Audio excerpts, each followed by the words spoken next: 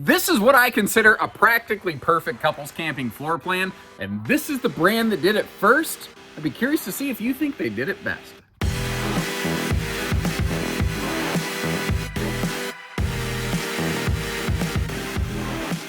Hey everybody, Josh the RV Nerd of Bish's RV down here at Grand Design once again, getting you some updated footage on the 22 MLE. Yeah, you know me from Grand Design. The last time I did this, it was 2022 footage. This would be a 2024 model behind us. And overall, they haven't changed the Colonel's secret recipe because once you make something that good, you don't screw up the 11 herbs and spices. It's like a motorhome floor plan that they adopted into a towable RV, and the end result is something that's going to work very well for solo and couples camping. It gives us campsite window coverage. It is small, it is light, it gives a nice big open feel, has a surprisingly good kitchen, has amazing travel access. Yet, it'll work for like a lot of half-ton towability. They now have things like anti-lock brakes are standard on these, an ABS system, which is cool. They've also done some aesthetic tweak-ups, a little bit of a glow-up, no pun intended, in terms of like their ceiling lighting and done some fun things there. The underbelly still has an enclosed heated package with the radiant barrier and gives you that good, reliable extended season functionality. Goodyear tires standard, ready for TPMS, all plug and play if you feel like updating and upgrading things a step further. But what's awesome here, it is carpetless, it is ventless, it is easy cleaning. It has a true queen bed with excellent storage around it. There's a lot of things this does very well. Now, when you try to take all those features, because usually in this size you get a bed or a Murphy bed, or you get a sofa or a dinette. This gives us a non-Murphy bed and a sofa and a dinette, all under, I think, under 29 feet, I think. But as a result, it doesn't have a bedroom privacy wall. So every RV's greatest assets are its greatest liabilities. I want to show you the good with the bad, kind of explain through it like we just did, help you decide if it's the right one for you or not. And let me know what you think about her, because I think she's a winner, and subscribe if you appreciate the candid way that we go about them. There's just simply so many things this layout does right. It's not an accident. Tons of manufacturers have started copying this. One of the more prolific ones would be Cougar's version of it, which is a model I personally really like. But the fact is, at the end of the day, this is patient zero. This is where it all began. And pound for pound, this is no slouch. There's a reason lots of manufacturers have based tons of floor plans off this. So what it's doing here for us is it's a shallow, lightweight slide, but it's actually a classic, what's known as sofa galley super slide. Galley being the marine term for kitchen the RV industry used to use and kind of got away from for a while. Sometimes you'll see an RG in a floor plan designator, means rear galley. The combination of that opens this thing up. It makes it look and feel huge. The fact it does lack a bedroom privacy wall is also one of the reasons it looks and feels so big and spacious. The good window coverage on this and the really solid lighting package with that new Glow Saber light beam lighting, basically, it also all kind of comes together to make the thing look and feel big. Now, it is absolutely in the neutralist of neutral, HOA approved brown tone family here. The fact is, though, it's easy to decorate it, to make it kind of how you want. It has just a slight tinge of that kind of Class B van sort of cabinetry, which is almost kind of a suggestion as to where this floor plan originated from. Because if you look at it, where this 60 by 80 walk-around true queen bed is located, if you envision this floor plan as a motorhome, imagine you have your cabin chassis down below with that Class C bed overhead. That's basically where this floor plan comes from. I call it a toter home. Because it doesn't have a motor, and you tote it around, as it were. A couple interesting little details. I'll get you an up close and personal look at them. But there are some USB plugs kind of built essentially into the cup holders of those armrests. What I really like is how they got the USB plugs out of the inside thigh buster area of their sofas. I can't tell you how many manufacturers have done that. I don't think it's something anybody ever wanted. I think people said, hey, it'd be nice if we had USB plugs by our sofa. So a furniture supplier figured out a way to do it, and the RV manufacturer said, okay, we'll buy it. But nobody ever went, okay, does that make sense? But the problem is, now that they started doing it, they want to just keep doing it. Doesn't matter. Anyway, different builders have different versions of this floor plan. This is using a Schwintek slide, which means it does have a little bit of a toe kick right there, but this model has remained very popular.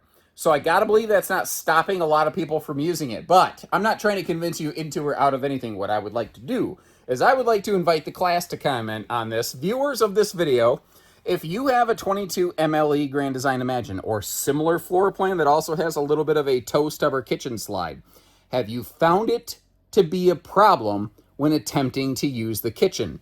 You know, you don't have to say only flowery things. I want real feedback in my comments section. If you're an owner and you've experienced that in some RV, I'd love to hear it. Now, you might notice how the TV can pivot around a little bit. I have it not exactly facing the sofa, and I have it not exactly facing the bed. It can pivot and angle more. I just wanted you to get to see that before I forgot, because I have a tendency to do that. And that is a TCL Roku Smart TV, which is kind of nice. And if I'm not mistaken, oh, they moved it. I thought they used to have a plug under that overhead cabinet. They must have, I don't know. Oh, no. I'm sorry. I see so many RVs, and again, similar floor plans. Imagine puts their outlet down there under the dinette base, which to me makes the most sense. I think that's the place that you really want it. Down below here, you do have a little shoe garage by the door. They do that in so many models, and I love it because it makes air useful. And you don't have to like dig apart your dinette to get to it. It just makes a lot of sense to me. But there's little touches Imagine's very good about. You'll see that they're very good about utilizing all the storage they can. But just like the mirror on the wall over here, if you want to see who's the fairest of them all, that thing will give you a bigger perception of the RV. It will reflect more light around in the camper, especially right next to that window right there. And it makes the whole rig look and feel bigger, which is really, really nice. Now, these lights can dim down. That being said, when they swapped away from the more traditional lights, like over here in the slide, you see the more traditional RV lights. When they went to the glow beams, I want you to look at the light above the sofa and then look at the glow beams. I don't think it's a stretch to say that the lights above the sofa are brighter. I think that they actually provide more lumens, more illumination than the glow beam lights up top. Now, the glow beam lights look super cool, don't get me wrong. But I constantly find myself in any RV that uses these lights walking over to the dimmer switch and trying to like push it up further, even though it's all the way up. It feels like it needs to be a little bit brighter.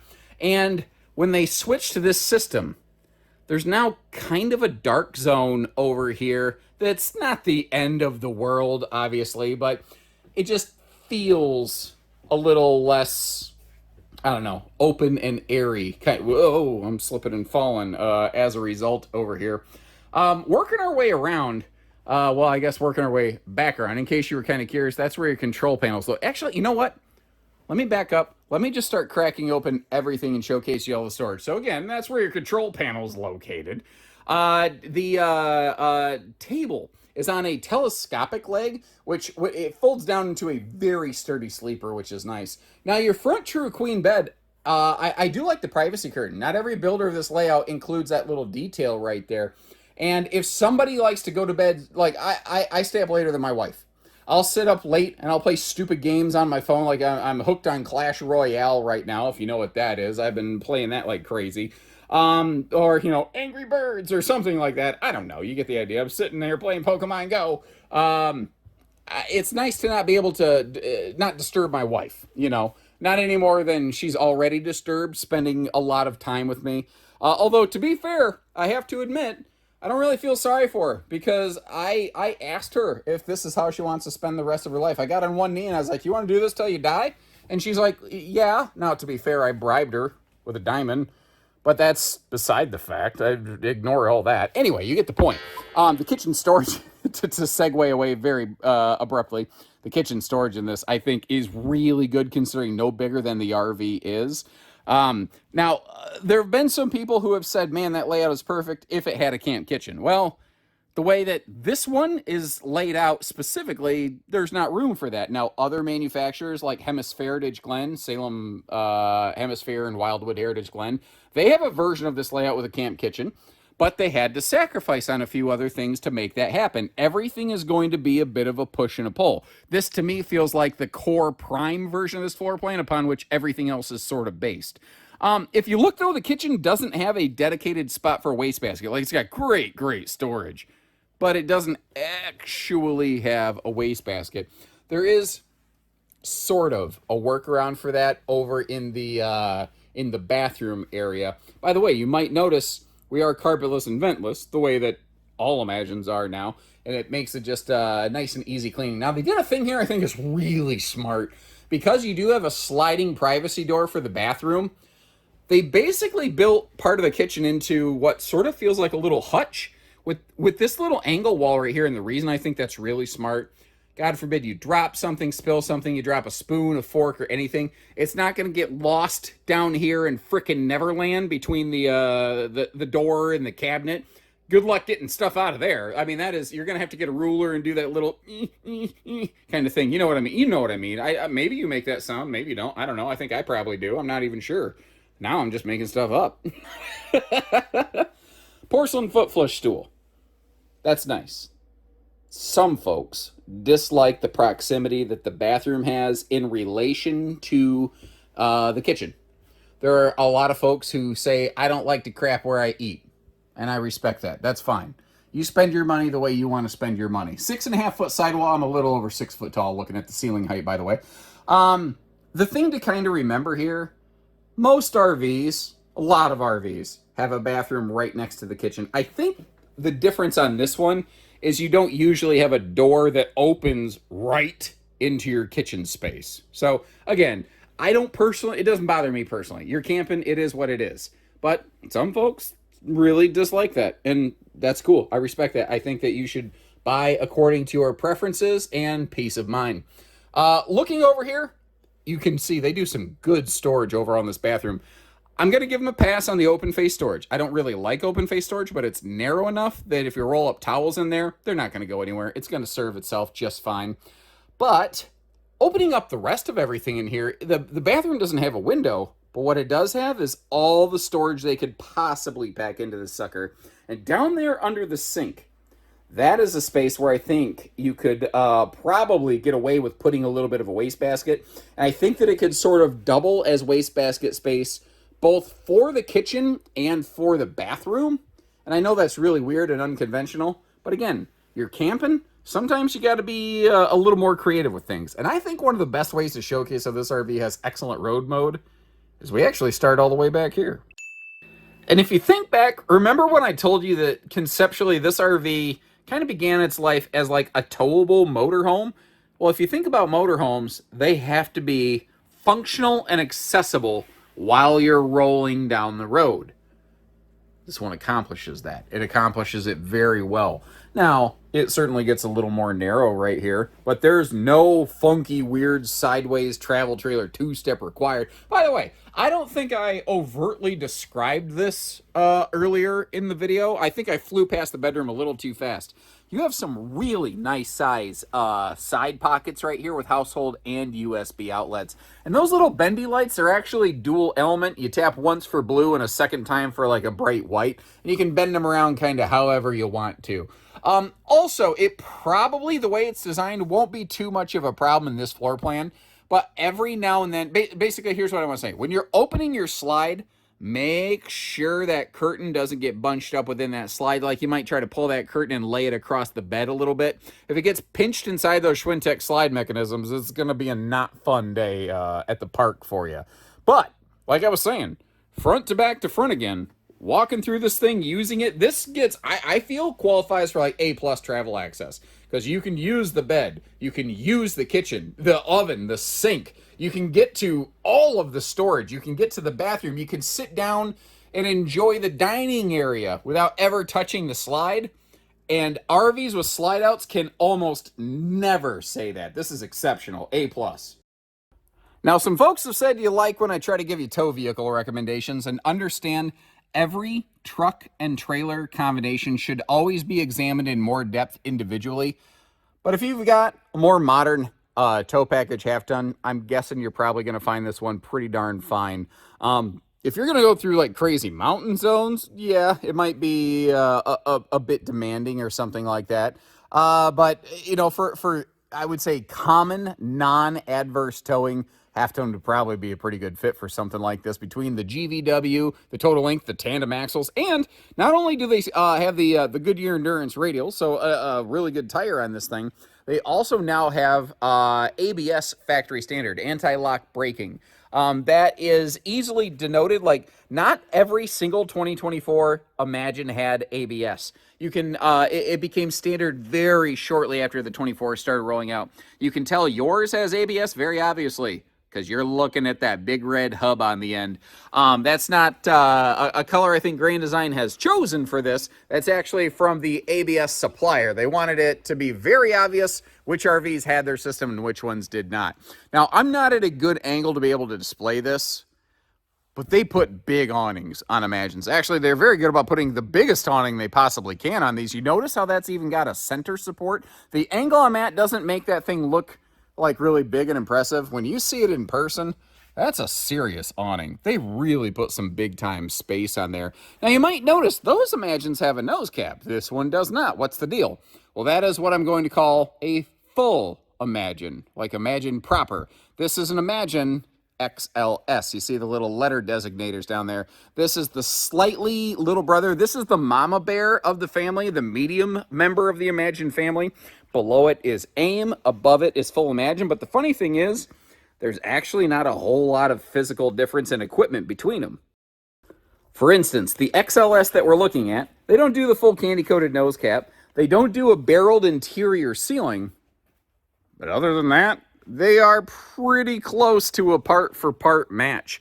You know, the same wall, same floor, same roof construction, same enclosed docking center, same enclosed forced air heated underbelly with radiant barrier extended season package. They do more the same than they do differently. A newer thing since the last time I covered this model, they've started adding a basic level of inverter prep. You see that white sticker over there next to the docking bay. That is where you could wire in an inverter and have a function of several of the outlets at your destination. Now, I've noticed a lot of manufacturers have started not blocking off their front pass-through and pushing that docking center flat against the wall like we're looking at right here. What is your opinion on that? Because my fear is, God forbid you have a water hookup that like decides it wants to start running or bleeding or something like that. I feel like you're more likely to get water kind of dribbling through the underbelly, or well, not the underbelly, the pass-through, and then leaking in under the bed.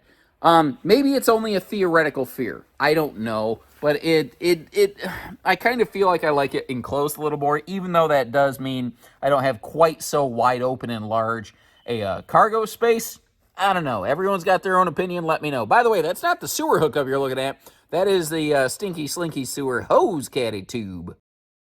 That is the sewer hookup. You might notice how we've jumped behind the axles here. You may also notice how everything cross-plumbs together, which is actually very easy on this model since all of your water stuff is all right back here on the rear wall of the RV. Your kitchen and your bathroom, everything is in one spot. So that's also where your water heater is located, which makes tons of sense. That way you don't have like the heated water in the lines. It doesn't have to push the cold water out of the lines to get out of your faucet or your shower head or anything like that. So it tends to work pretty effectively, more efficiently that way. Once again, big power awning on this. I again, with perspective, I don't know how well that's going to display here, but give you a nice little look around. Couple interesting things. You have an outside higher pressure utility shower hookup over here. I believe the RV has the blue sprayer or the coily sprayer hose somewhere. It might be blue, might be black. You've also got a black tank flush. A lot of people don't always love that over here on this side of the RV. It's there because that's where the black tank is located. That is the most direct route to the black tank. That'll give you the best pressure wash function of a black tank. Basically, it's a black tank bidet. Also, directly below those is a gas grill quick connect. So if you do want to, bring some cooking outside and get the heat and the smells and the humidity out of the RV, you can do that too. Down below, we have ourselves a 300-pound rated accessory hitch. And up top on that fully walkable roof, you'll have yourself a 165-watt solar panel. Pairing up with that solar panel, you also have a 40-amp MPPT charge controller, which will let you expand on your solar. And in case you're curious, those are just low point drains. Sometimes people see pipes sticking out of the belly and they get freaked out. That's just if you want to bleed your tanks and your lines, that's where you're going to do it right there. Now, the thing with this floor plan, This is the original. This is the first builder of this floor plan that I ever saw in the RV marketplace. I'm trying not to walk into a concrete pylon. I did that earlier today. But they're by no means the only one making it. I think there's probably 6, 8, 9 people copying this floor plan now, and they all do it their own way. And there's nothing wrong with that. They all have a couple other interesting features. I'm going to leave you a lot of links in the video description to check all those other videos. Let me know which ones you would go with. Like, what would be your pick of all of them that you're willing to watch? Let me know on any of the videos. I don't care where you leave the feedback. And I'll also leave you links to check MSRP and availability on this model. In the case of Grand Design, we are not able to publish our discounted sale pricing. Apologies for that. But when you check our website, you'll see if we have one. And if we do, our team can let you know what our discounted sale price is. Apologies for the extra step. That's what we're required to do in this case. Now, as you can see, I got a couple full-blood Imagines behind me. So if you kind of like what you see here, but you want a full privatized bedroom, they got something for that too.